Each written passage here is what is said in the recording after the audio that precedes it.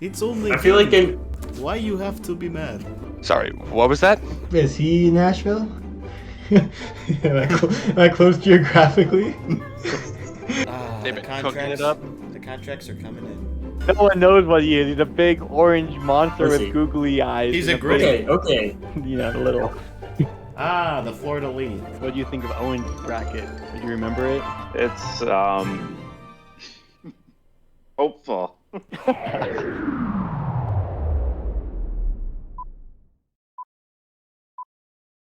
Well, it's the Bread Loves Hockey Podcast, episode 26. Dean, Bread, that's it today. Shit happens. But Yep. we've got plenty to cover. We're recording later in the week. Normally we're on around the Tuesday, Wednesday area. We're recording on Friday, so which good thing because there's been a handful of news items dropping just today. But before we get into those, I think we want to just start talking about the recent developments with the 2018 Canada World Juniors team.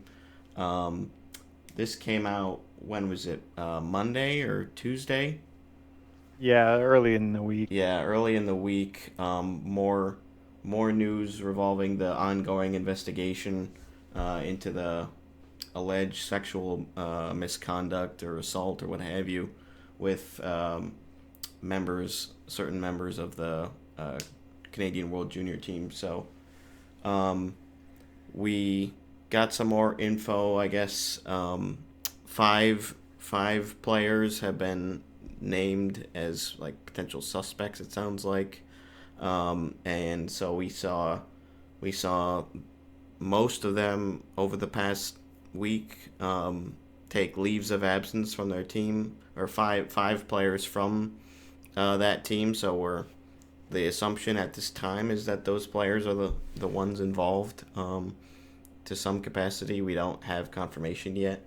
But yeah, just quickly list. So Dylan Dubé, who had taken a leave of absence a little bit before the news broke, and the social media posts from the Flames cited mental health concerns. So not sure if that's actually true or they're just, they were trying to use that as like a guise or something.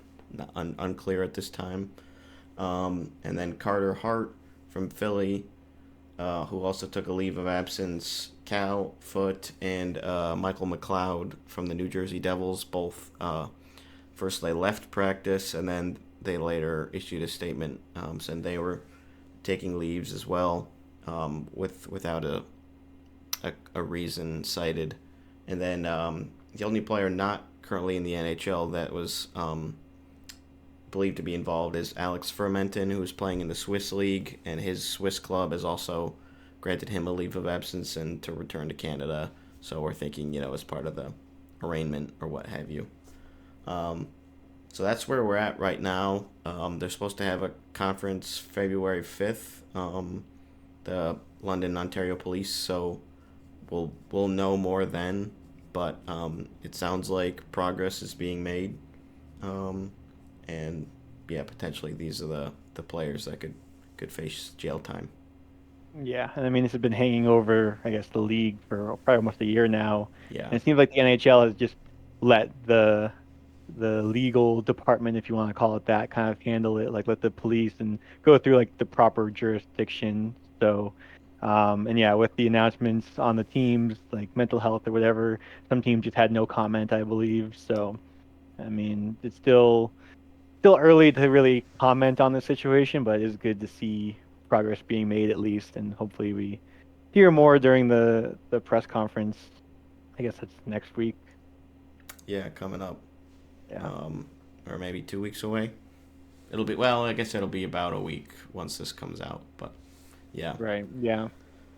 So that's where we're at. Again, nothing's been, like the names of the players from the police have not been revealed, so it's still technically, speculation at this stage, but it seems pretty likely that these players were involved in some capacity. And I know you had mentioned this. We were talking a bit about it in the group chat when the news dropped that it was initially reported by the victim that there were 8 players involved. I don't know if that number has been like confirmed or if that was just the initial report or what. Right. So possibly there's still more to come from this. Hopefully, not. I, it's tough. But we'll get more information soon. Yep. Still an ongoing process. Yeah. But Continue to wait and see. But like I said, it's good that progress is being made. yeah, good that if these players are found guilty, that this is one of the cases where there's actually some justice served. I feel like it's so difficult in these sexual violence cases where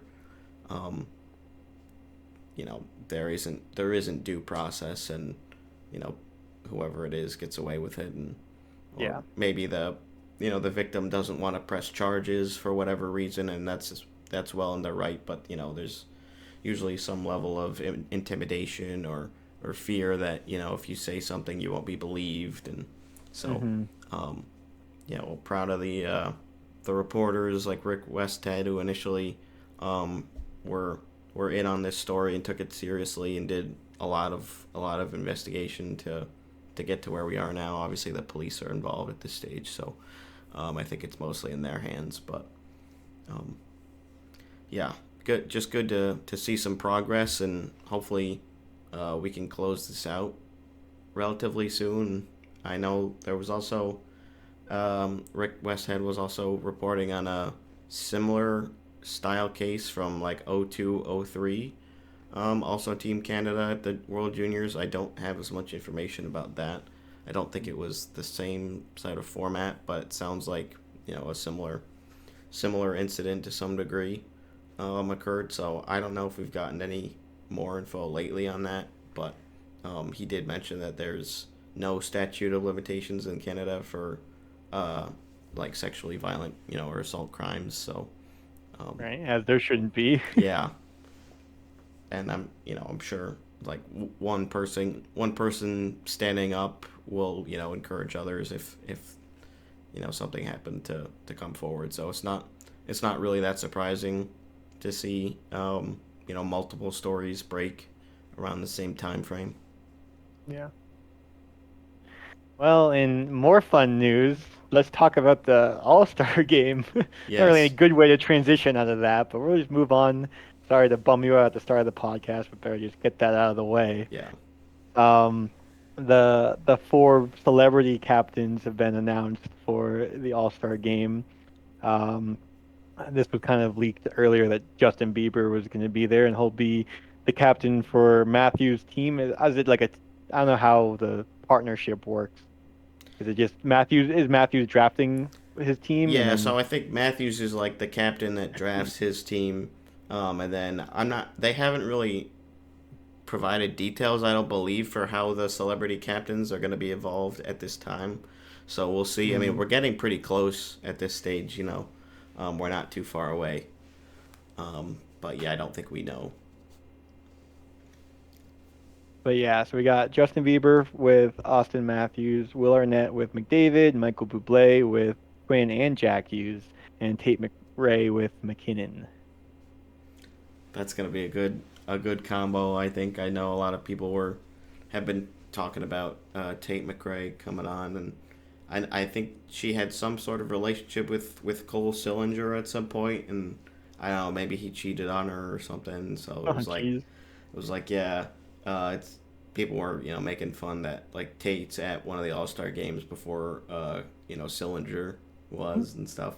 So yeah, I think it's fun. I'm interested to see. I feel like Will Arnett and McDavid is like a pair that isn't gonna. I don't know. It just doesn't seem like it's gonna work at all.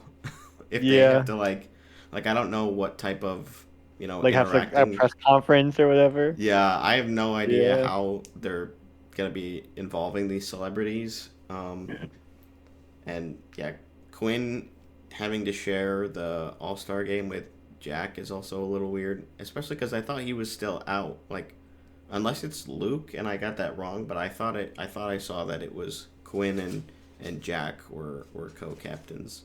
Which I don't know, maybe he's just gonna be there, but he won't. Obviously he won't be participating if he's still injured. I guess we'll see. Right. But it's like, yeah, the whole, like your younger brother still has to be involved, even if it's like you getting the accolades. It's like, come on, mom, like, Yeah. really, I can't be the captain all by myself. Like, I have to have my stupid younger brother. I mean, not the youngest one, but still. Yeah, I was thinking it might be fun to have like Bedard there too, even though he's injured. But then I'm like, well, he has a broken jaw. His jaw's probably like wired shut. There's probably Yeah. not much he could do. I think he re-aggravated the injury too because he tried going out on the ice like earlier than he was supposed to, and like Foligno was like trying to stop him from going on the ice. I don't know Yeah. if that's accurate, but that's what I thought I had seen. That yeah, it's not The going as well. timeline got extended. Yeah. And yeah, speaking of Bedard, him and Eichel are missing the All-Star game, so Trocheck and Kyle Connor are replacing him. What are your thoughts on those two being in their spot? Trocheck's having a pretty good year. I think some people were a little surprised. Yeah. But I don't know. The only thing that's strange is like, now there's not, like, I understand not having a replacement Chicago player because who are they gonna legitimately choose? Like they Yeah, really we talked didn't, about this last week, like, right? yeah, they really didn't have a ton of options, but there Undeniable. there are probably three different Vegas players that I would think deserve to be there, to replace Jack. Like Mm-hmm. Stone's still having a great year. Petrangelo would be good. Marchessault's scoring at a pace I think better than Eichel was.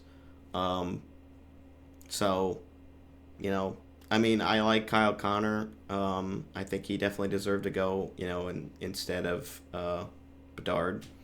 But yeah, Trocheck, like, over one of the Vegas players, and I am gonna pull the reigning Stanley Cup champ card because I mean, like, come on, it is a little silly that the team that's currently the Cup champion still doesn't have a representative.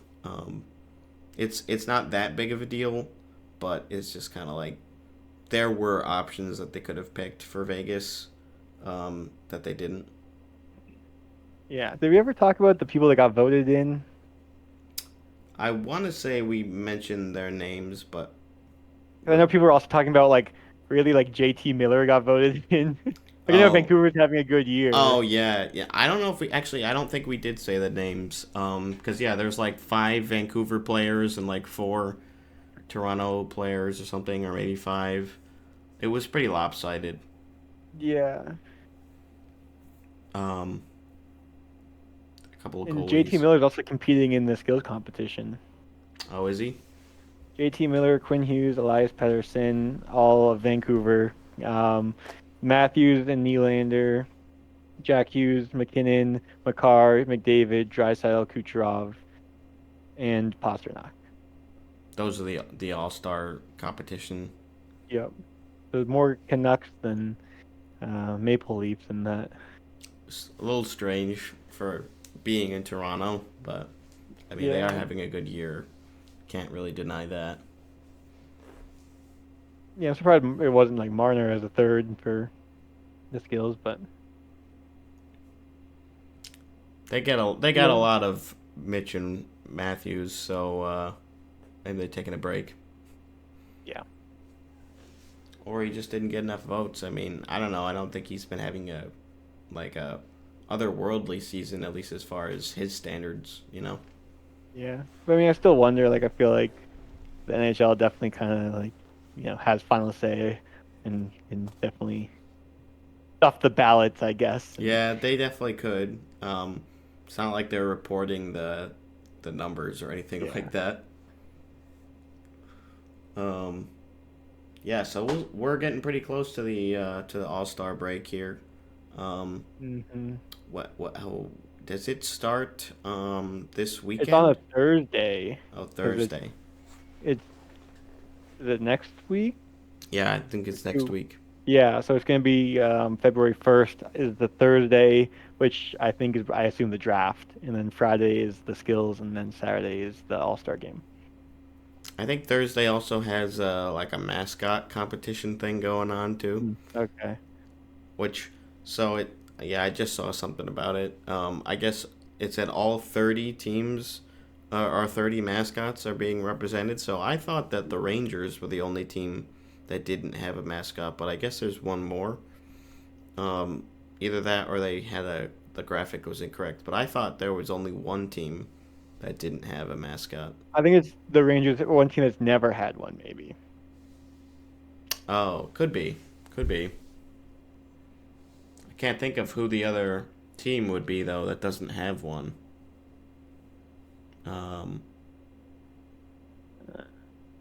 Yeah, I'm Let's see. not sure. Flyers. Oh, Gritty doesn't count?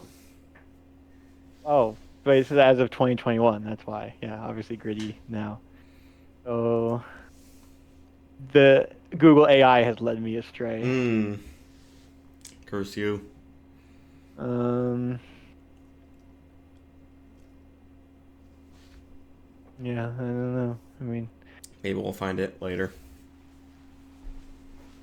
yeah. Well, speaking about All-Stars, do you know who's not an All-Star? Ryan Reeves. But he did. Certainly not. He apparently was like sitting in his stall one day this last week, and like a reporter came up to him, and he was talking about because he was on IR. Yeah. And he was saying, "Yeah, I'm healthy. Like I'm good to play. Like I don't know why I've been like scratched." And he's like, like, well, he hasn't been scratched. You're like on IR, and so he basically like Reeves knew what he was doing, like having this conversation. He knew like he would kind of go out to the media, and like the next day he got taken off IR. Yeah. So, which is not LTIR, which like it's not like they were doing some cap shenanigans. Yeah, like Toronto would do. IR But doesn't affect, their cap situation. they were still paying him. He was still like on the cap, so it wasn't anything like that. I think they just didn't want to play him because he's bad. not an all-star. He's bad at hockey at this stage. So I guess now they'll probably, I mean, they'll either play him or they'll just send him down to AHL. And I'm sure Send him to the Marlies. No one's gonna claim him probably. No. I forget what he's making, but it's more than he should. He's not making league minimum, I'll tell you that. Yeah. Which is, enough. I mean, I really enjoyed having Ryan Reeves in Vegas when he was there. But his game over the last, 2 or 3 seasons has not been enough to justify playing him, in my opinion. Yeah. I mean, they got him to be like a fighter, and he hasn't really done it. He make 1.35. Yeah. Like, I guess it's a bit of like a legacy sort of contract thing. It's just surprising with like, how tight to the cap Toronto is and like was when they signed that contract. And yet, like, sure, we'll just give you money for nothing. Like what did he do in Minnesota last year? Like, Yeah. Maybe the locker room guy. Who knows? Yeah, well, he hasn't even been in a locker room apparently. Yeah. Also, and that was a 3-year deal, so he signed through the 25-26 season. So. Oh, so okay. Wait, did the Leafs didn't sign that deal, did they? Oh yeah, they did. I think signed by Brad Treliving. So I guess if you really, it's just like, do you really want him there for another 2 years? Yeah. He's like 36 or 37.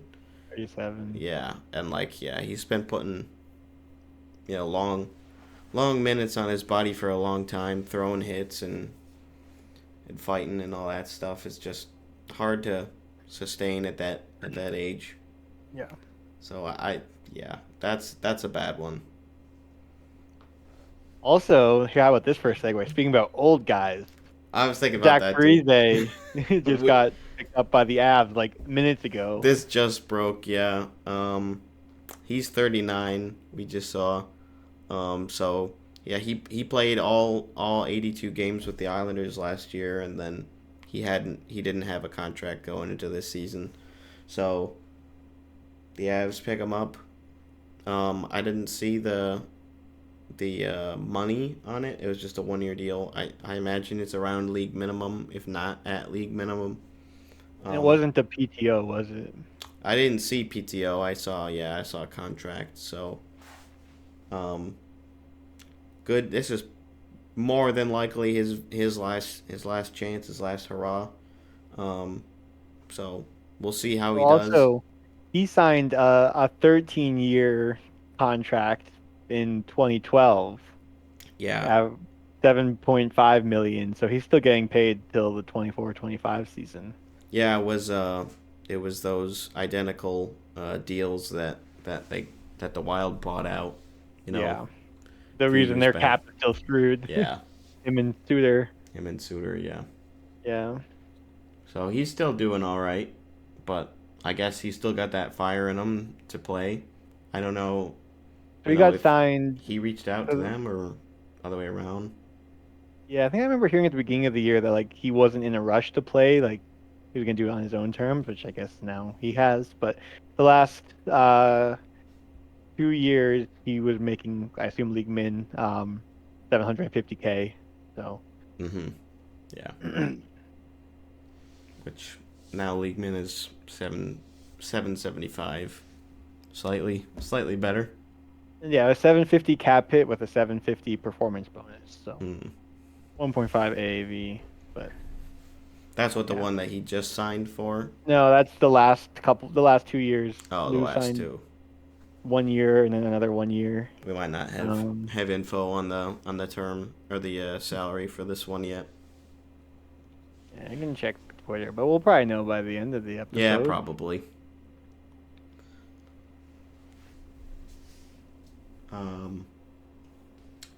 I'll also, since we're sort of in the line on just some recent transaction news, Canes did claim Spencer Martin from the Columbus Blue Jackets off waivers because they've been having goalie issues this year.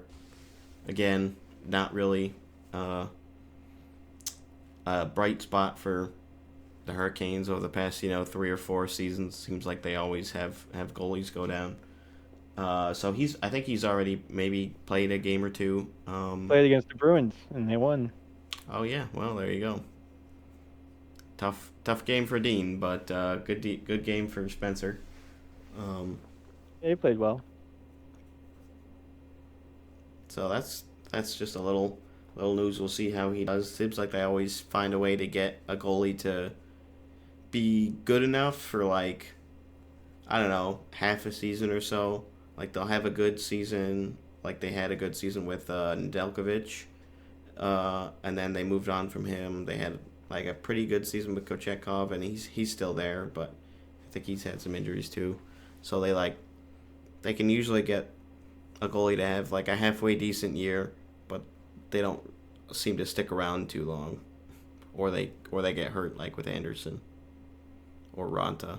So yeah, continued woes for Canes fans, but maybe Martin will stay healthy for you and put up good numbers. I guess you're gonna want. It's a lot to ask for from a goal you claimed off waivers, but Yeah, I don't know. I feel like Carolina's been good about making goalies look good, and then they trade them, and then they're never the same. yeah. So maybe they can do it in reverse. Yeah, pick up somebody who's not very good at all and then turn them into something and keep them for a long time. Yeah. That's pretty much what every team wants to do, isn't it? And this actually wasn't on here, but I don't know if you saw Urho Vakanainen or Juho. I don't remember how it's pronounced. He just scored his first NHL goal with the Ducks after he played like 180 like NHL games or something, and he had like multiple disallowed goals for the Bruins when he was there. I don't know if you remember that. I remember at least one, yeah. Yeah. So he finally gets his first one. Just thought it would be a fun little Bruins connection news. Nice. Because, yeah, he was like a first-round pick in, I want to say 2016, 2017-ish time, so. He did not pan out. But No, he was okay. I mean, serviceable defender, but yeah, definitely not top pairing or even probably not top four. yeah, not Step guy, I guess. Like not what you I want to think spend he's your an first NHL rounder on. player, but yeah, no. Yeah, like I feel like with the first round picks, you're kind of like they kind of have to pan out in some capacity in the NHL. Like, and I don't know if third line D man or fourth liner is enough. In the first round with how much talent there is. Like, yeah, it's hard to justify that value. Yeah. Do you want first round pick? Has been panning out for the Bruins. Brent Frederick. He's been Yeah, playing great lately. And I know we talked about this. We texted him. Like I didn't even remember he was a first round pick. He was like 31st overall or whatever. But yeah, he has like 14 points in his last like 12 games or something like that. he's playing Don't really quote me well. on that, but he's like been over a point per game. Just scored against the Sens last night. Yeah. And he's not that young really at this stage anymore. Like he's not. It's Yeah, not. he's 25. Yeah, it's not like he's still like a rookie developing or whatever. Like, Right. most of these guys at this stage, we sort of know what to expect with them, but he's finding another level. It's kind of like Tage Thompson a little bit. Not Gonna the say same. Marchand. Sure, yeah, sure. Like he started off like a point in his first season or whatever, and Oh then yeah, obviously where he is now, he's in the top 5 or 6 for franchise for goal scorers, 4 point getters, I guess. he just scored a big overtime winner last night. Mm-hmm. Yeah, and he was the one that when they were down 2-0 to Carolina, he got both the goals to tie it. He's been scoring. He's been doing well. Mm-hmm. Bruins are still pretty good. They sure are. Vegas is back on the upswing a little bit here. They're playing right now. Hopefully, they're winning. And Sheldon Rempel scores his first NHL goal. Former Clarkson Golden Knight. We watched him for I want to say a year or two. I think he was he a freshman when we were maybe juniors? I want to say. Yeah, I want to say like at least probably 2 years. Yeah. So he's played a couple of I think he's played like 14 or 15 NHL games and he got his first goal with the Golden Knights, the Vegas Golden Knights, and he scored His again second today. goal I did tonight. see. Yeah. Yeah. So that's good. Just cool to see some Clarkson players doing well because Love it. not a ton of them make it to the NHL. Like they try to have a good competitive team each year, but they just can't draw the same as some of those bigger schools like Boston College and like Northeastern and Michigan Well, and it what have seems you. like the women's team has plenty of PWHL players. That's true. Yeah, the women's team is doing real well. Yeah. But yeah, it's not easy to get really talented players to want to go up to Potsdam.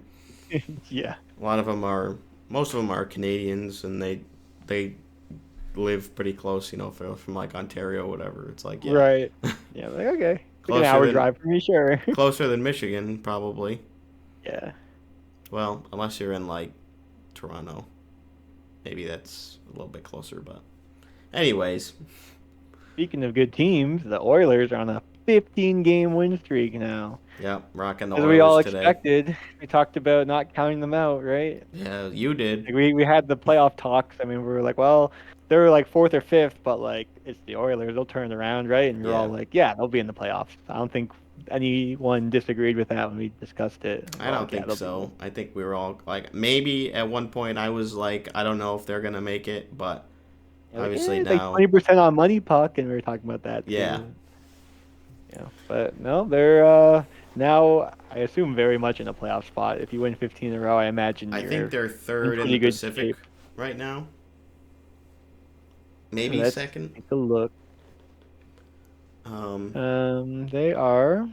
Yep, they are third in the Pacific. They have 4 games in hand, with to Vegas and Vancouver, and they are 5 points behind Vegas, and 12 points behind Vancouver. Yeah, well. They're just. I mean, I don't know if you've like seen the list of teams that they've beaten.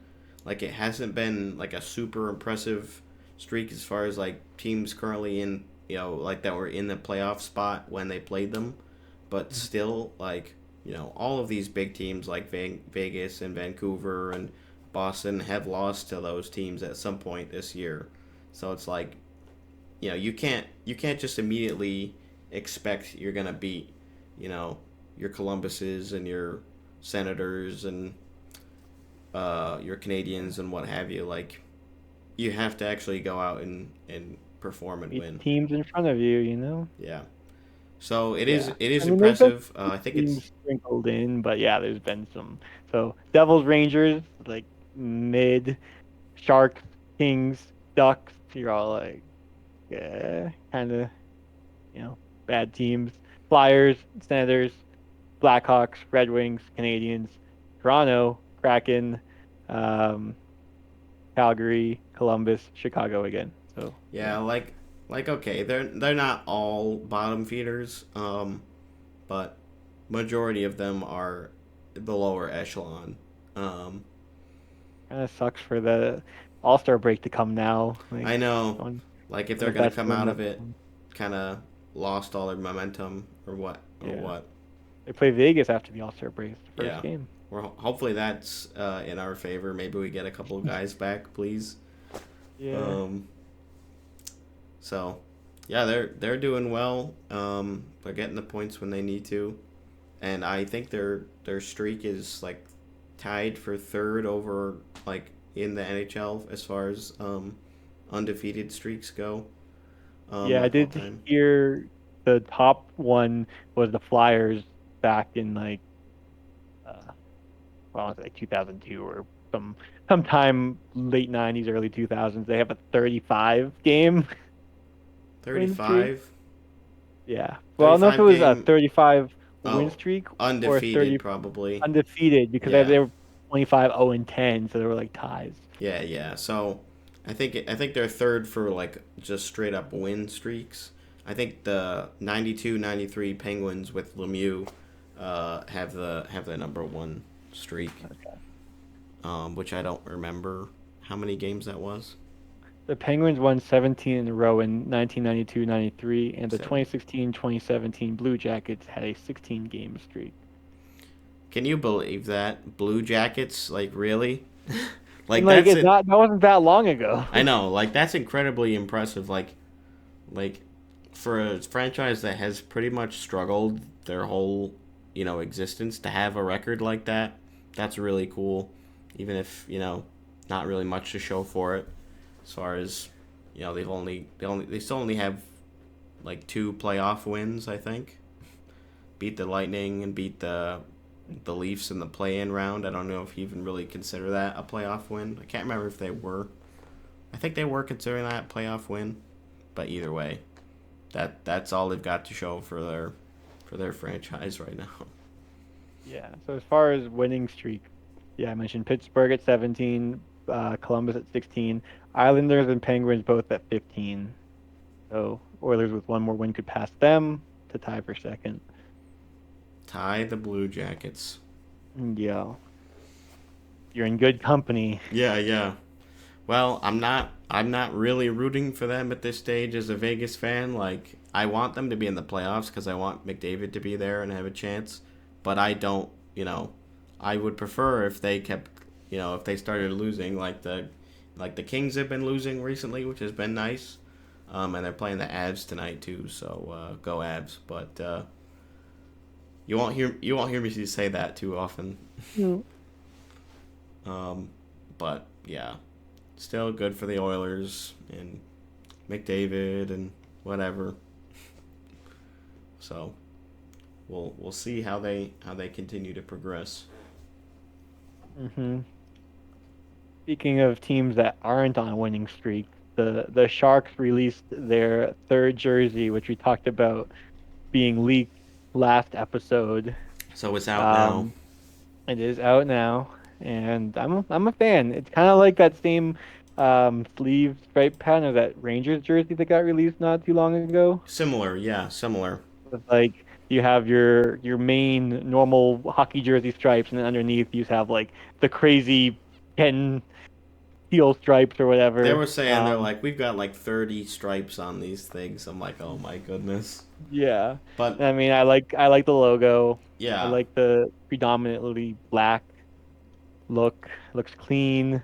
Even with all those stripes, it's like a good balance of like fun and clean. So I am a fan. I think they made it work. Yeah, they've got their secondary logo, which is like the fin, with the wave as their crest, which is I think it's the first time that they've used a secondary logo, as a crest. Maybe I'm wrong on that, but they definitely never used this fin before. I do like the striping. I think it actually does look good. I'm definitely gonna pick this one up at some point. Um, Maybe sometimes they do go on sale like right after they drop for some reason. I missed out on this and I should have pulled the trigger on it at the time when the new away and home sets for this season came out.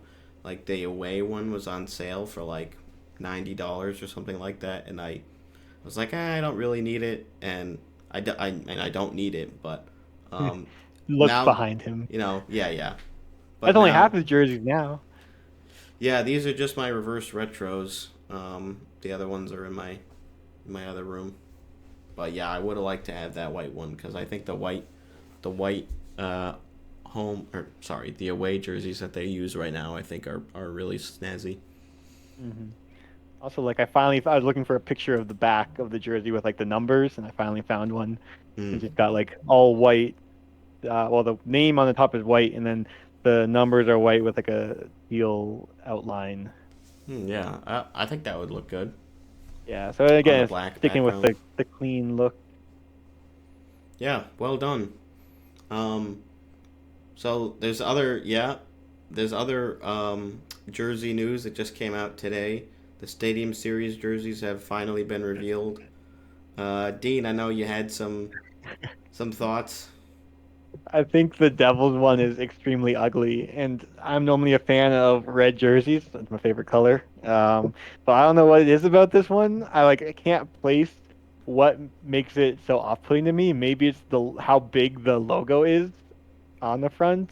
Maybe it's like the two weirdly spaced black stripes on the sleeves, how big the numbers are on the shoulders, and like the black shoulders. I feel like there's too much of just one color. Like there's not enough stripes or not enough like accents. It's just black and red and like Yeah, nothing makes it pop. they do like the Stadium Series jerseys definitely have a couple trends. One being big ass logos on the front.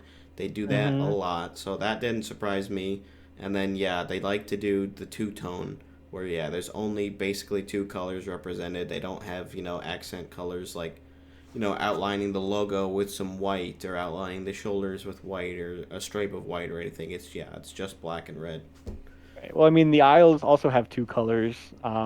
But I don't know. I think theirs looks much better. Again, like I think it just looks weird with the way the Devils did the shoulders, but the aisles just have the orange around the collar, which I think looks great. The front looks cool. They just have that little orange around the bottom The of the band. jersey and the sleeve, like that band. Yeah, I think that one. I think that one's the best of the bunch. Wow.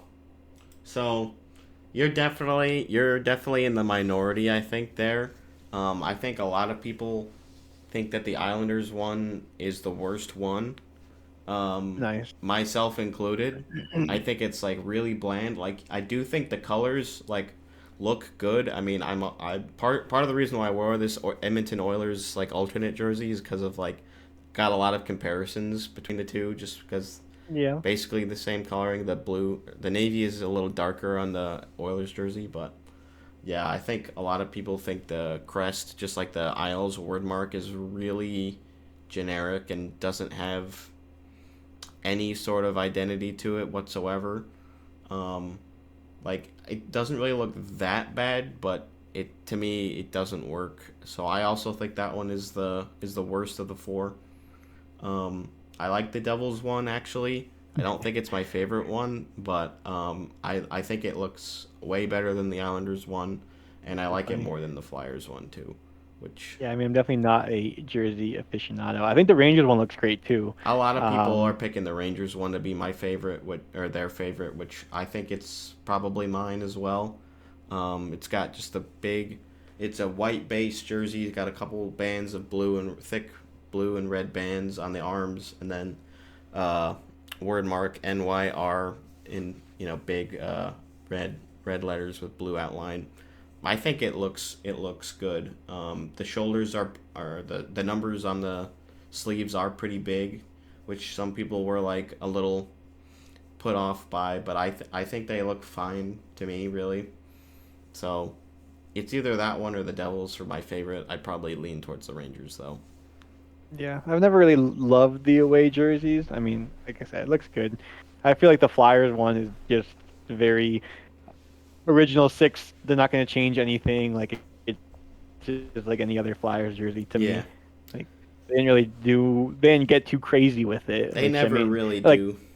right, like it looks fine. I just I want you to do something crazy without making it look ugly. That's all I ask. I know. Yeah, it's tough. It's Like do something different, but not different like that. yeah, you'll never know what you want until you see it. I think Yeah. with some of these, it's like it can be hard to know until you see a mock-up or something like, yes, this is what a different but good jersey is, and this is a different but bad jersey. It's like, yeah, there can be a really fine line. I think the Flyers one is okay.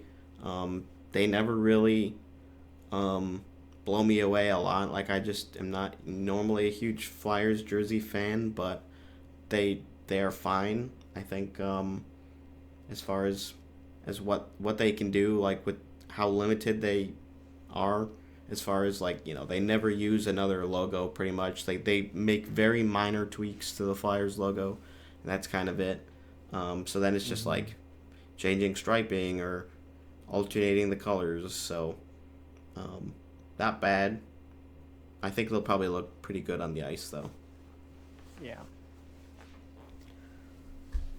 So I think at least this year, because there's 2 games and there's 4 jerseys, they're probably getting, like, the Stadium Series in general is probably getting talked about a little bit more than it was last year, when most people didn't even know that it was happening, or like wow, oh, Right. they're I playing remember today. that, yeah. Like, yeah. So even if some people don't like the jerseys, or some of them, not all of them necessarily, if they don't like some of them, at least they're like talking about it. We'll see how the sales are. I'm expecting that the Islanders one won't sell that well. So maybe I'll end up getting that one just because it's cheap. We'll see.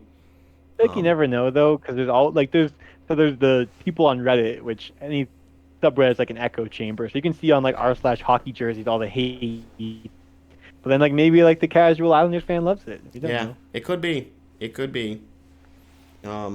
I did see some people posting about it on the Islanders subreddit, but I didn't read any of the comments, so I don't know how people are feeling specifically as Islanders fans. And of course, there's collectors who are gonna get any new jersey pretty much no matter what. So, Yeah. if you really don't want to miss out on it, get it now, or get it once the other retailers have it, like Sports K and what have you. But if you don't really want it and you think maybe you would get one, probably worth it to just wait it out, see if they end up going on sale. And if they don't, you missed it. It happens. I almost missed out on the Kraken Winter Classic this go around because I thought that they were going to go on sale, and then they did for a little bit for Black Friday, and I was like, I thought I could hold out longer for a better deal, and that was a huge mistake, and I was lucky to get one. It's in the size up, but it fits pretty well, so yeah, you never know. You think they might have a deep discount, and then suddenly they're all gone, and you have to scrounge around on third-party retailers for like twice the initial price. It's tough, but like I said, if you If you think you're gonna want it and you don't want to risk not having it, just go for it. If you're if you have the financial stability to do so, which I understand not Also, everybody does. The Zach Parise contract is 825 Okay, cap hit. so No performance bonus. a So little bit it's above league min. higher cap hit, less money for Parise, but Yeah, and they don't you know, have to deal with performance bonuses like overages going into next year, which I know a right. couple of those have already kicked in for some teams. They're already looking at bonus or overage charges for next year. You never want to have to deal with those. No. I guess while we're on the topic of signings, you can go through these other two real quick, or I guess three technically. Yeah. Jason Dickinson and Peter Mrazek both got 2 years, $4.25 million extensions, so not really a signing. And Tippett got 8 years, $6.2 million extension. What are your thoughts on those, Brandon? Well, Chicago just keeps giving out 2x4s basically to like everybody who's willing to play. Like I swear we've reported on like 3 or 4 different 2 by around the $4 million Yeah, hit that cap extensions. floor with all the LTIR.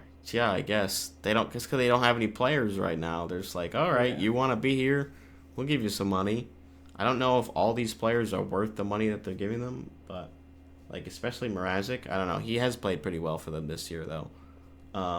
All things considered, I mean they're still trash, but I think he's doing his best. Jake Dickinson's pretty young. I don't have much to say about him, but Tippett has been finally like playing pretty well. I think I know he was a first round pick for Florida. I want to say he was like 15th overall maybe when he was drafted. 10th overall. 5th? 10th. Oh, 10th. Okay, right in the middle. And so yeah, now he was part of that Claude Giroux deal, and now he's with Philly, and he's finally stepped up his game. So management Briere is recognizing that and giving him a big deal. I mean, 6.2 million might not seem that bad in like a few years. So I think if he performs at about this level or better, that's probably gonna be a pretty good contract. Yeah, I mean, this year he's got 18 goals, 12 assists in 46 games. And even last year, he played 77 games, had 49 points. So it's not like it's his first year being good. Like there's a decent sample size to kind of know what you're getting. But yeah, before that, like you said, like he only played a handful of games. The season, well, like half the season, the last few years. But I mean, he's also only 24, so you have to, get into the league, and seems like he's kind of found his way now. And I guess Philly assumes that he's going to be stable, and that this year and last year is what they expect going forward or better. So yeah, I think again with the cap going up, that amount of money isn't crazy. Like 6 million for him seems reasonable. Yeah, and I don't think they're in that bad of a cap situation right now compared to some other teams. So, they've probably still got some decisions, in the off season. I'm sure every team does. But good to see the value there. Hopefully this pans out for them because didn't seem like there had been too many recent bright spots for the Flyers, but they're still playing pretty well. I think they've lost their last couple of games maybe, but I think they're still in the playoff spot right now, which, again, we've been talking about this, that they shouldn't have been here, but they're finding a way. So we'll see if they're here come, April. And generally, like 8-year contracts work out better for the team anyway. Like players tend to play above what they're paid. And like this Usually, is yeah. age 24 to 32, or I guess 25 when the contract kicks in is. Well, I assume it's next year. I don't know for sure, but Yeah, like it's basically an his prime extension. years, getting paid this amount. Like it seems like a lot of contracts in the past where players play above what they're worth, and then the next contract is where you overpay because you're like, oh, like they've played well, and now it's time to kind of Yeah. pay them what they have deserved, I guess. Which seems like that's kind of changing. Like especially in Toronto, it seems like players are trying to get paid when they're in their prime. Yeah.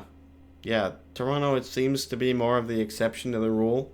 Sure. Which, sucks for Toronto fans, and I'm sure a lot of people have been like upset with some of the signings and moves that Brad Treliving's already made since coming in the offseason. Like, yeah, maybe he's not doing the greatest job.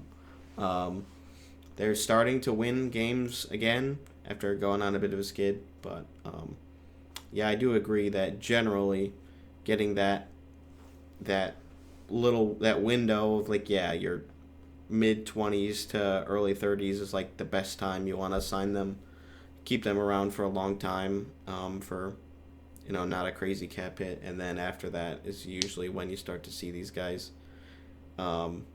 cash in, maybe get some smaller deals, depends on the success they've had, like if they're still looking for their first cup or whatever. Ideally, as a franchise, you want to just lock these guys up, have them win for you, and then move on from them when they're going to get paid by somebody else who's trying to win. So maybe that'll happen for the Flyers. It's been a long time since they've hoisted Lord Stanley's Cup. But you never know. They just got to get there. Yeah. Speaking about teams we don't want to see do well, that's one for me, obviously. Like, the Flyers can keep being bad. It's fine. Yeah. I don't really like the Flyers either. Just Philly sports in general, I try to steer clear from. Fair enough. But they have a nice arena, I'll give them that. They got a nice spot down there. Yeah. Did you see the hit that William Lockwood had, and he got the 3-game suspension for? Oh, that was on Fleury, right? Yeah. I don't know if I actually saw the hit. Yeah, I'll link it real quick. But I did see the 3-game suspension. All right, I think I got enough information here. Mm-hmm. It didn't really seem to be that egregious in my opinion. Like, it didn't seem like there was any intent to hit him in the head. It was pretty quick. And maybe he could have made a better effort to slide around him closer to the boards, but I don't know. I think that just because there was contact with the head, that they sort of jumped on it. But I don't know if it was really worth 3 games. I don't think Lockwood has any prior history either, as far as I'm aware. Like, he's still pretty young. I know of. I don't remember hearing anything about him. But yeah, the term like not egregious was what came to mind for me too. I would say it was reckless but not egregious. Like, you don't need, basically, I guess for those who aren't going to watch it or haven't watched it and are just listening, Fleury was behind the net playing the puck as goalies do, and Lockwood just kind of like tried to like split between the goalie and the boards to get the puck, and his shoulder hit Fleury in the head.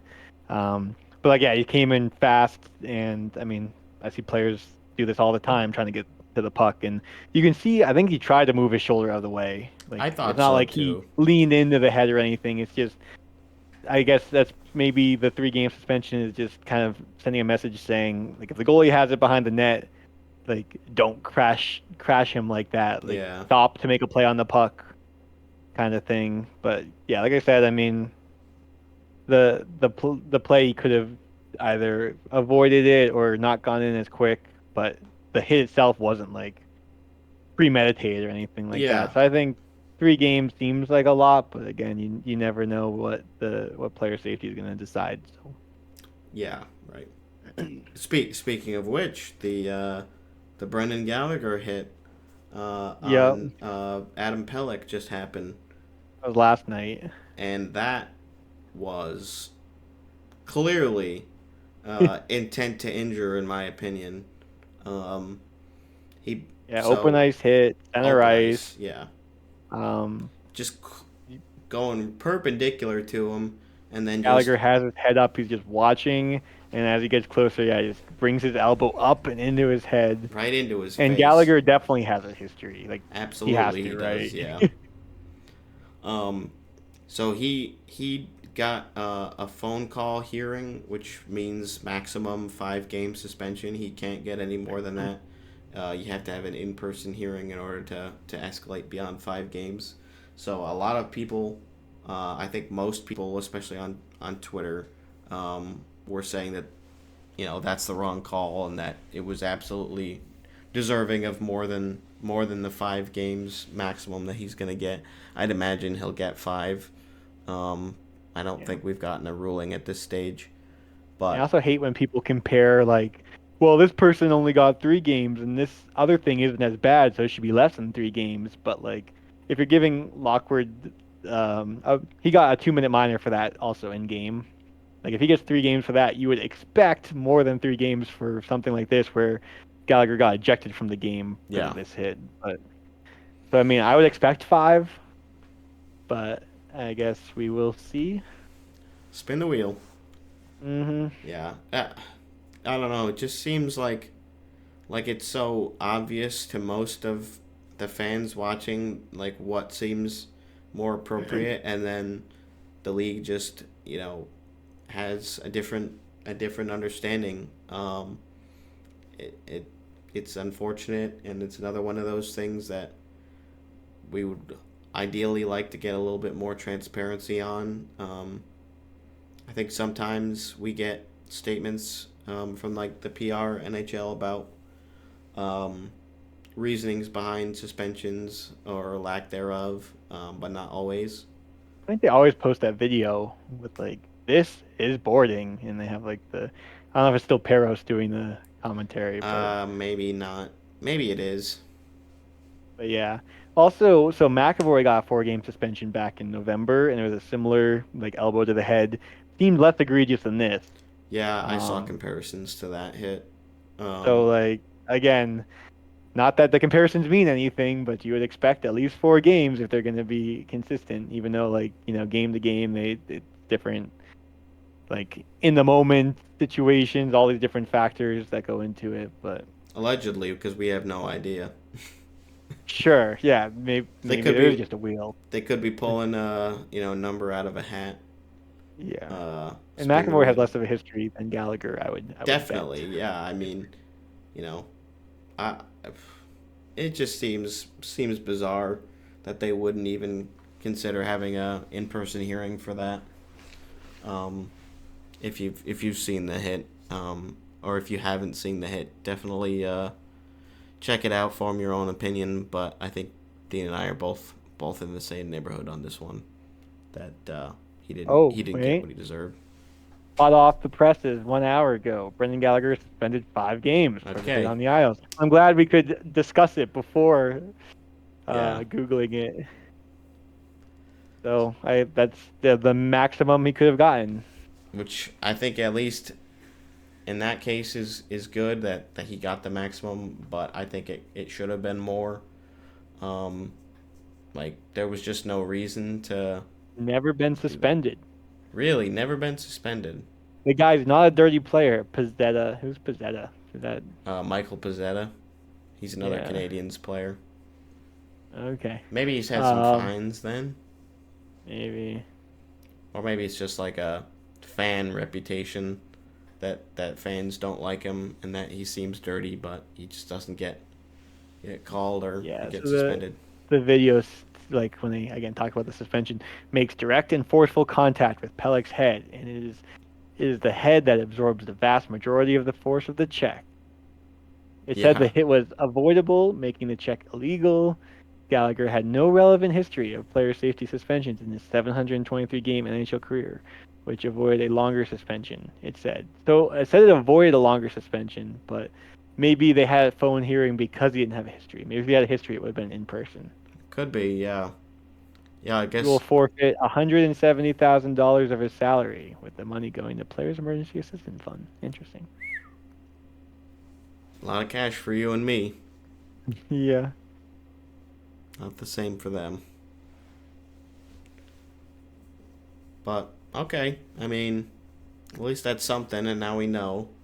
I did really think that he had been suspended at least at some point. But I just figured he had to have been. I guess not. Or maybe it sounded like the way that they worded that was like relevant suspension, so maybe it was like he got suspended for something I not don't know, because that na- other player that got interviewed said he'd never been suspended. So. never been. Okay. I thought the way that article or whatever you were reading from Yeah, no, he's described never it been different. previously suspended. He's been fined once. Okay. Wow, yeah, I didn't know that. I mean, yeah, I'm surprised too. 12 NHL seasons.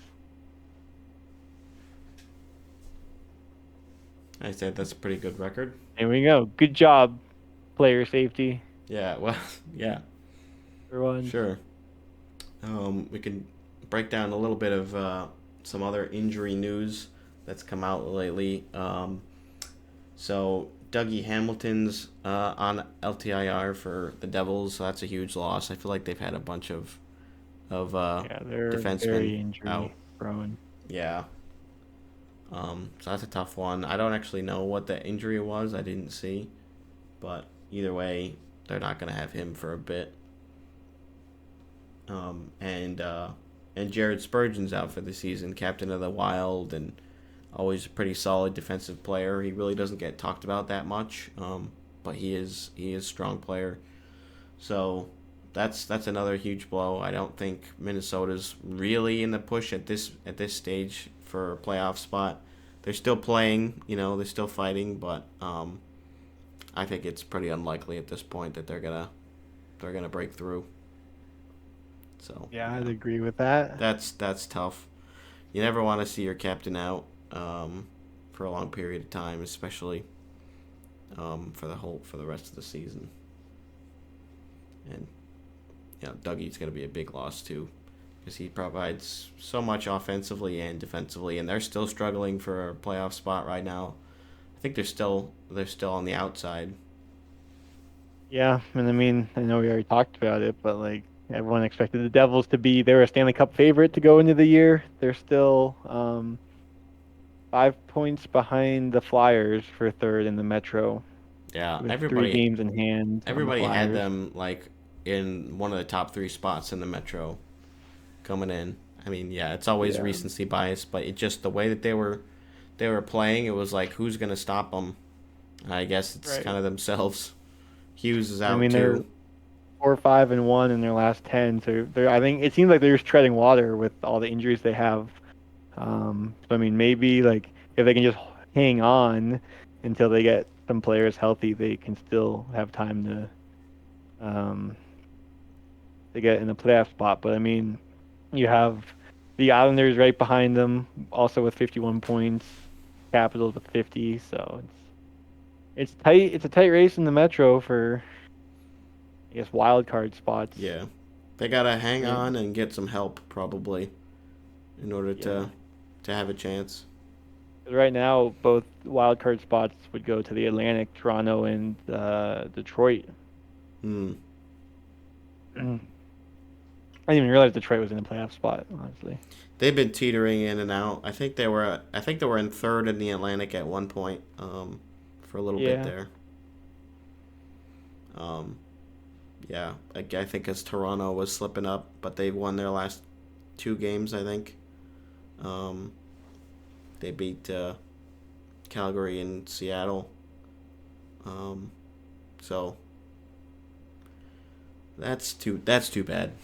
But I don't want the Red Wings to win either, so Yeah, it'd be fine. I guess we'll just keep the.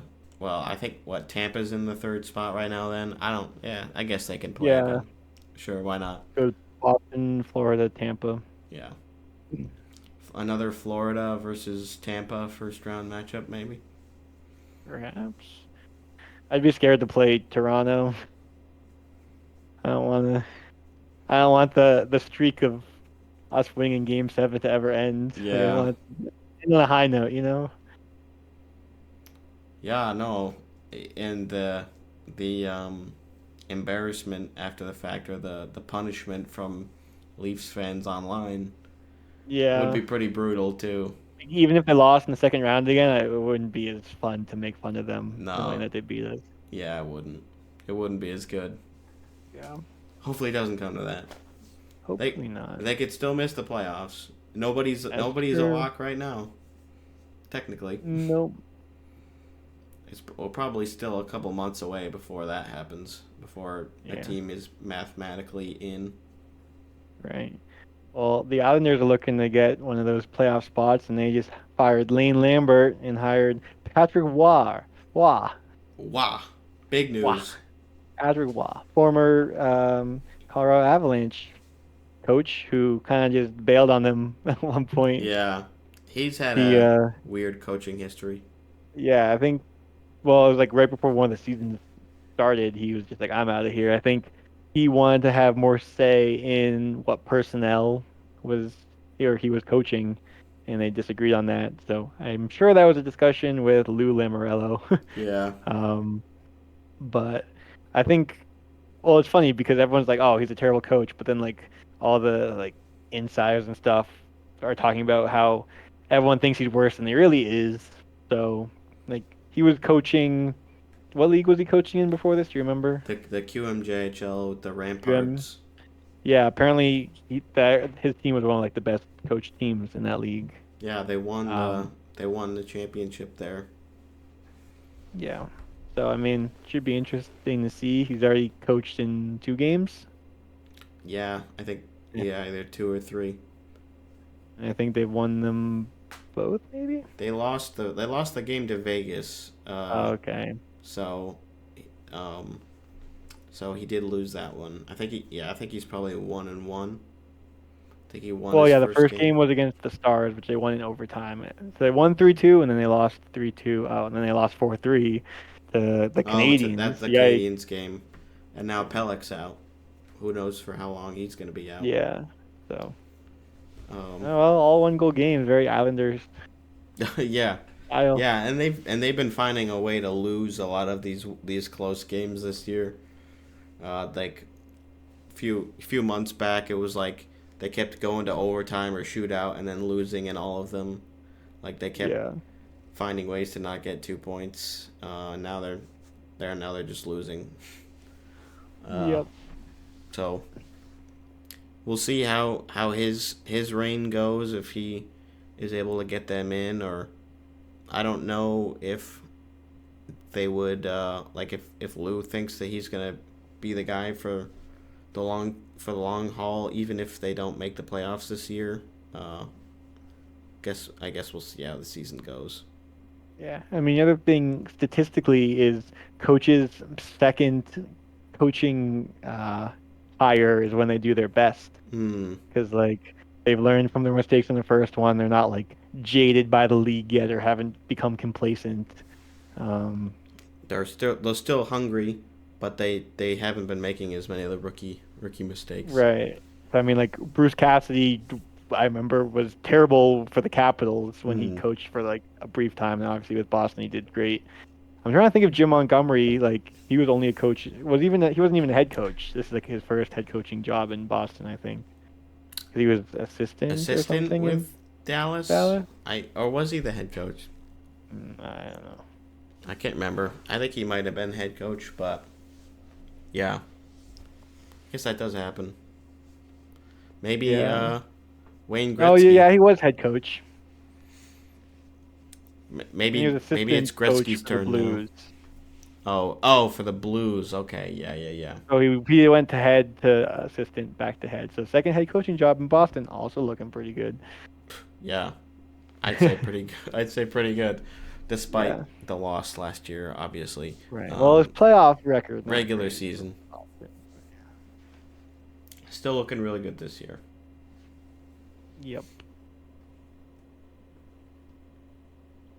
Other administrative matters. Konechny got named the Flyers captain. This happened a little bit ago, yeah, but another captaincy. Seems deserved. Yeah, I mean, one of the longer tenured, I think probably the longest tenured guy at this point with the Flyers, so doesn't really surprise me. And Which is crazy to say he's 26 years old. yeah, I know. Like, yeah, he's really not that old, but He has been, let's see, 1, 2, A lot of 3, 4, turnover. 5, 6, 7. It's his 8th season. So, I mean, he's been there since he was 18. So I Yeah. guess, 8 years on the team. it's so weird to think about, like, especially for me because when I came, like, when I first started following the league, I didn't really know, I didn't really know all of the ages of all the players. Like when they, as I'm just like learning more things, I hear their names and stuff, but I didn't always like get a good understanding of how old they were. Like, oh yeah, this guy, he's in the league, and then it's like, oh, he's actually like 38 and on his way out, or then it's like, yeah, Yeah. this is a rookie, and you just happen to like join the league since he's been here, so you thought he's been here like longer than he actually has been. Right. Yeah. There's people. I remember that too when I started watching. Like, there was a player who's been in the league like a year before I started watching. I figured they just been in the league like everyone else for a while, and I'm like, Yeah, oh, he's only like this, like been in the league this long, kind of thing. it's like, oh, Yeah. that's different. Yeah, Yeah. And then we're gonna start feeling old when like people are like McDavid's retiring. Like, oh man, I remember when he came into the league, or yeah, eventually when like McDavid's kids in the league. Like, yeah, yikes. that's true. It's like, oh wow, we're getting real old now. We're Yeah. not there yet though. No. Hopefully, we still got a long time before McDavid retires. Yeah. Uh, hopefully, he's won a cup or two by then. That Well, maybe Corey Perry will be there to help him this oh year. maybe number 90 signs a 1-year league min deal. So we've been reporting on the Corey Perry news, and he does officially uh, join the Oilers. hmm Um, so yeah, somebody took a chance on him, and I think there's some level of performance bonuses associated. I think it's like number of games played, and then if they make the certain rounds of the playoffs, it's either playing 50% of the total rounds or playing like a certain number of games in those rounds. Gets him some more money. Yeah, I mean, we still don't know exactly what happened with the whole No, like thing in Chicago. You would imagine Edmonton at least knows something to sign him. yeah, Um, Especially like, I mean, he's been okay this season, but like, he's not a player you're gonna take a huge risk on, like PR wise, or even just like monetarily. If like he's not, I mean, they paying him 775K, but like if you don't know exactly what happened, you're probably not gonna take the risk because again, like he's not. Yeah, like they need scoring depth, I guess, but like it's not a risk you want to take if it's anything more than something small. But again, we don't know. Maybe Edmonton knows more. But, and like they were also on like a 13-game win streak, so it's like, did they really need the help? Like when they signed right. him, I don't know. Well, I still don't know if he's actually played because I mean, you have I to like think he, integrate him into the system, and I know he didn't play against the Blackhawks. oh, he didn't play in the Blackhawks game. He did not. No. Oh, well, then I shouldn't have made that question where I asked if he was going to score against the Blackhawks. Oh yeah, yeah. Well, I figure if I have the info, I'm not going to share it with others. And Zane was the only one that said yes, I think. I have thought about that, like if I notice something, like just keeping it to myself, but uh, I That's how you win usually through don't. your bro. Make no friends. Yeah. Either way, no, but I don't think anybody got a hat trick that No. that time, anyways. So, um, yeah, he Likely to maybe. make Oilers debut Saturday versus the Predators. Oh, okay, so maybe he had to deal with like getting a visa or something. If he was still in Chicago, um, while he's been out. But either He way, on the third he's line there. with Dylan Holloway and Ryan McLeod. Could work, I guess. I mean, those are both pretty young players, I think. Yeah. Um, so we'll see how that works. Another signing was Shane Pinto, got 1 year league minimum. He's back. It feels like it's crazy because we talked about this even before the season started. Now we're over halfway through the season. He's served his 41 game suspension, Yup. and or not the Oilers, the Senators are looking better with him. He seems like one of those guys where he's not on his own really a game changer, but he kind of just like by him being in the lineup, kind of everyone slots into their proper place. Elevates So the play, yeah. yeah, Yeah, yeah, and now it's like, okay, somebody who's going to be playing in that maybe like third line center role, but had been playing up, like to like 2C. Now they're back where they probably should have been, and so yeah, slots I things mean, in a little bit better. he's played 3 games and he has a goal and 2 assists. So if he's a point per game player, For league minimum. or sorry, 1 goal and 1 assist. Oh, well, that's completely. That's only Changes everything. 0.666 Yeah. goals per game. But Or yeah, I points per mean, game. decent start. First 2 games back, he played 15 minutes ish, and then against Boston, which did go to overtime, but he played almost 20 minutes. So getting back into the system.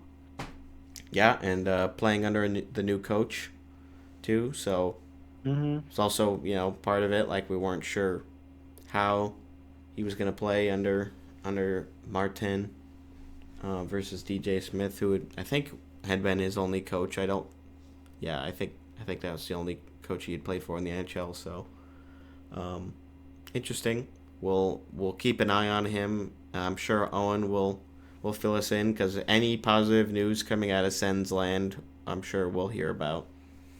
Yeah. It's pretty rare these days as they continue to be terrible. But that's not news. Something that's also not really news, but they used it to soften the blow of the Hockey Canada news with the World Juniors, is the continued discussions with Ryan Smith of the Utah Jazz and the overall group there, trying to bring NHL franchise to Salt Lake City. So pretty much when the Hockey Canada news came out, there was seemed like a premeditated statement from the group, the SEC group, that's like the ownership group for the Jazz and Real, Salt Lake City, and I think one other team, put out something about, requesting a formal expansion process to get Utah. So they said expansion, which means they don't necessarily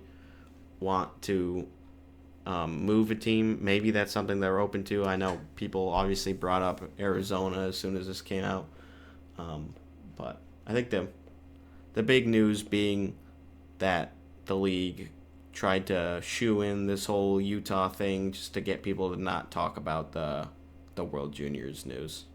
Yeah, I know people were talking about that, and I don't know if it was actually intentional, because it wasn't like the NHL itself that put this out, and it was like 5 minutes after, which it's like it seems almost too soon to like. Well, the NHL did have like a prepared statement that like they responded to the Utah group after the fact. Like it wasn't that big of a statement, but they did have something that they came out with like in response to Utah's thing, which kind of made people question. Yeah, because I know people were talking timing. about it, but like I feel like you would think the NHL would know by putting this out that they would get backlash, like, and try to prevent it. But I don't know. It's just I damage guess control, sure. But yeah, I also heard something about like Utah planned on building an ice rink. They're like, well, if we don't get a team, we're building an ice rink anyway, or something like that, which Quebec also tried to do, and it didn't work out great for them.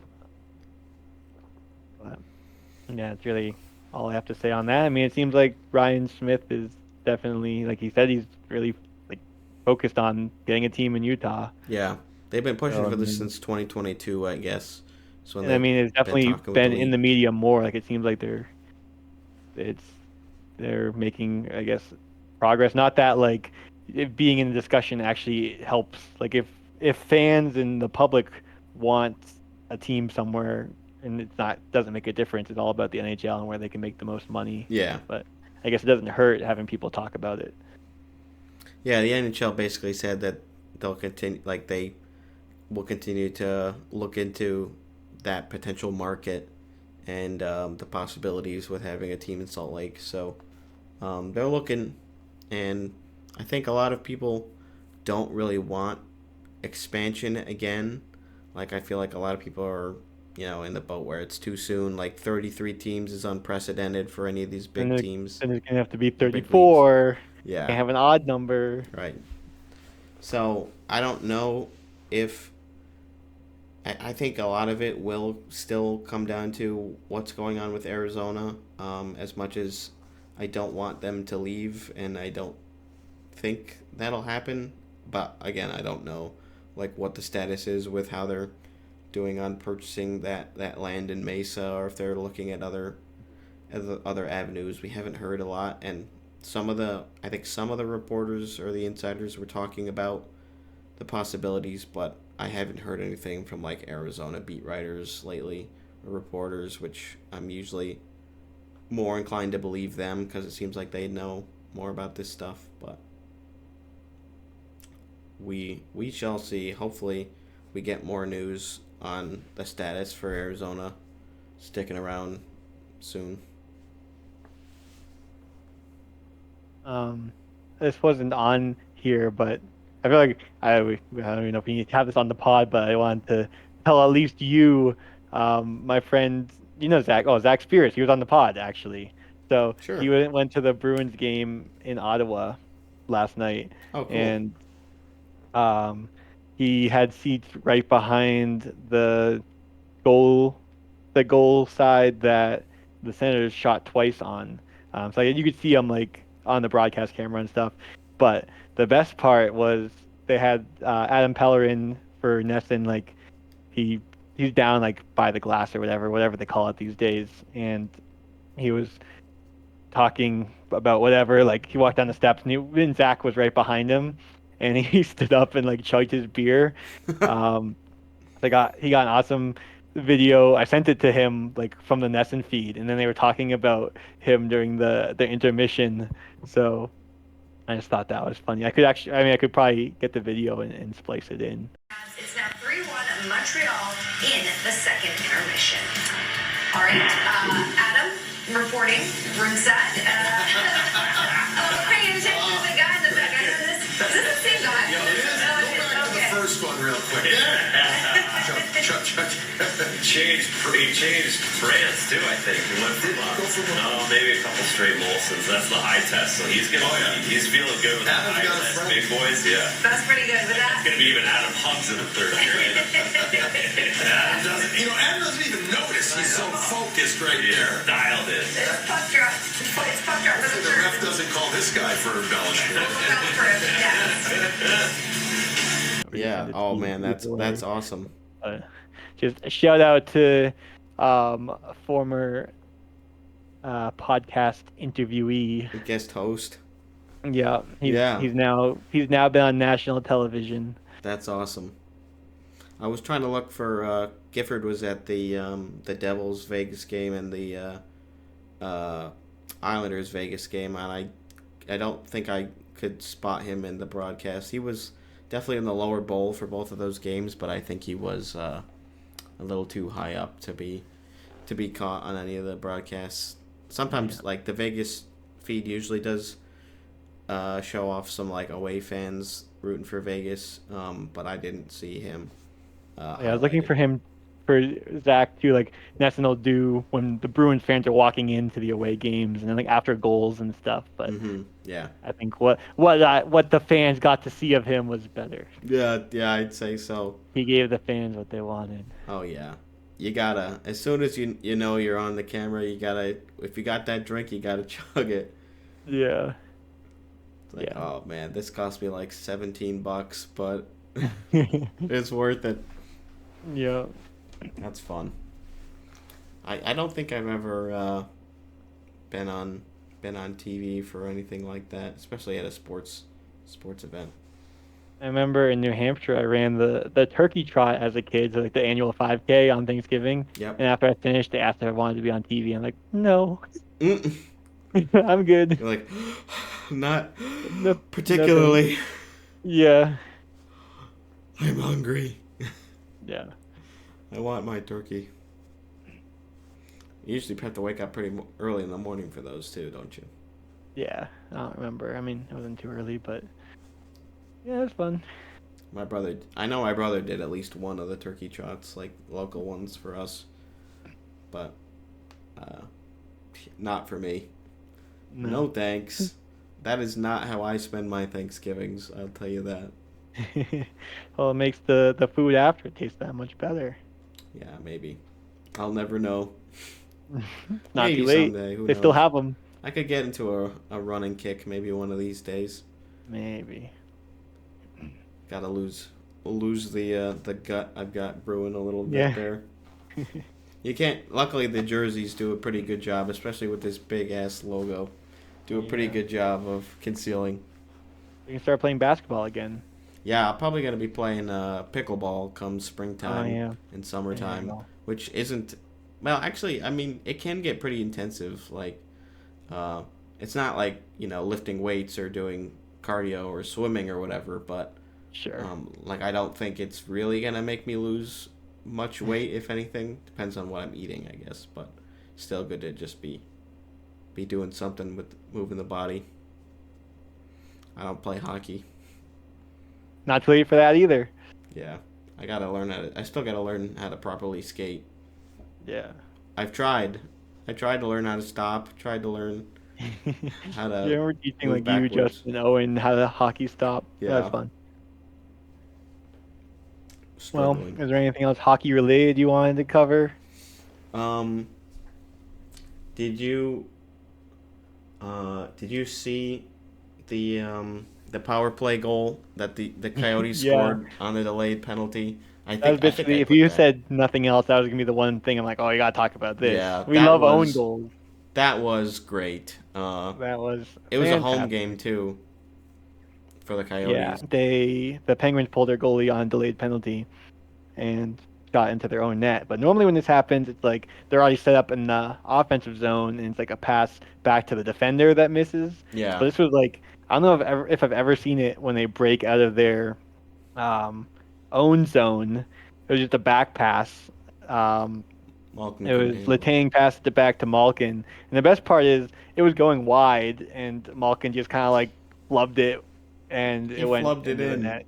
Yeah, Yeah, that was tough. You could and like the Penguins crew got like a good shot of Letang going like, oh my god, like he was like really and there was 15 minutes left. They were down by 1, going on the power play.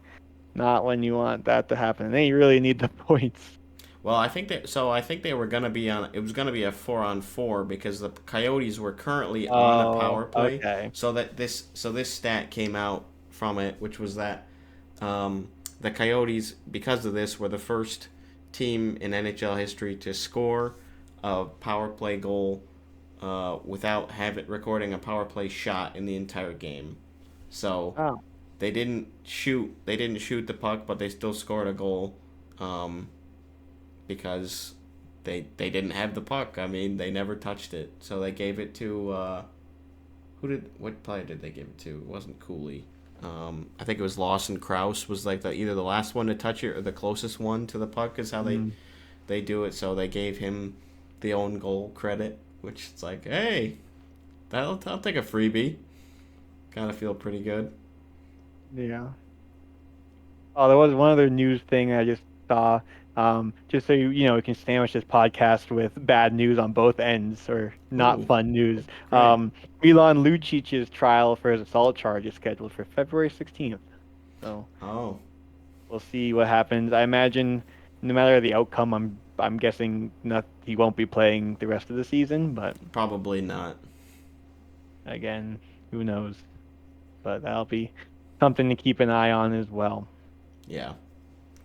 I will mention the ECHL news here. With there is going to be a new franchise coming into the league next season. The Bloomington Bison, Bloomington, Illinois. I'm not familiar with that area, so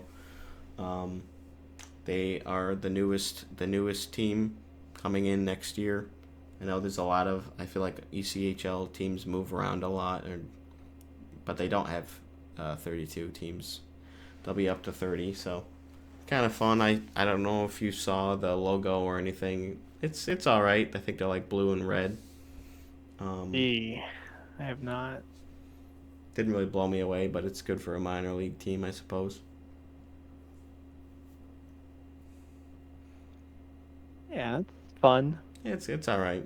A little cartoony, but not bad. Yeah. And my local team, the Adirondack Thunder, are actually doing pretty well. I think they're first in the league.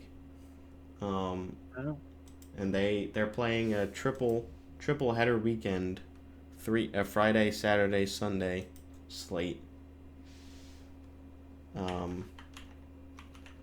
Which, yeah, I didn't realize that they were doing. Oh, so they're second in the league right now, behind the Greenville Swamp Rats.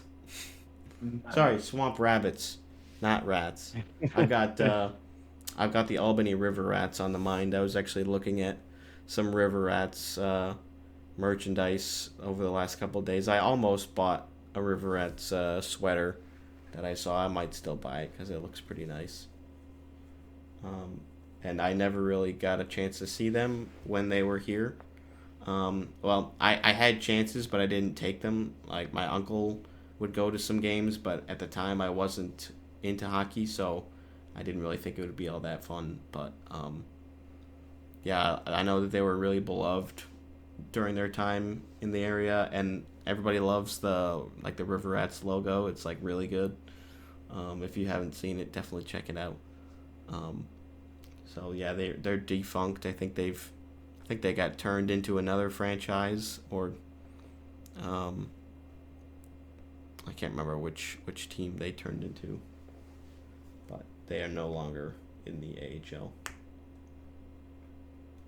It happens. Yeah. Well, that's all I got. First time in a while we haven't gone over 2 hours. Yeah, how about that? Well, Not too make bad. Everything easier and time stamping, so that's always nice. Yeah, and yeah, sometimes it can get a little out of hand when we got more people on deck than just the two of us. Right. But maybe we'll have somebody else back next week. It just sometimes doesn't work out. I thought about asking Gifford, but like Vegas is playing right now, so I didn't really want to pull him away from that.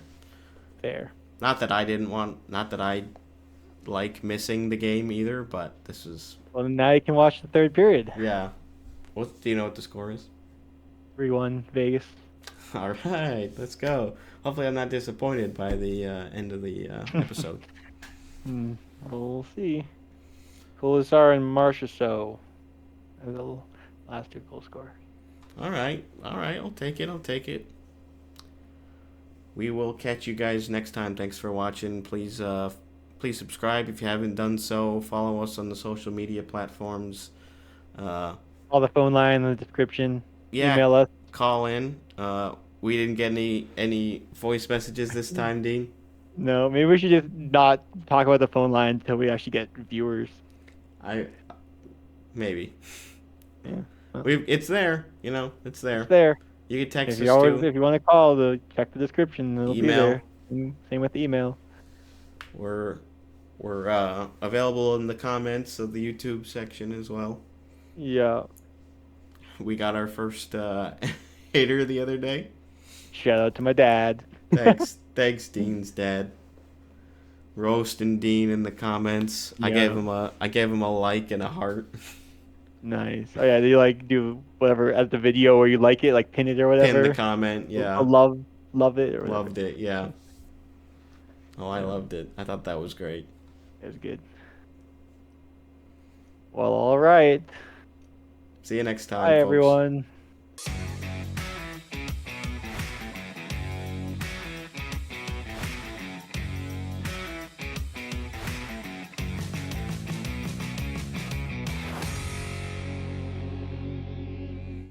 Do you know what episode this is?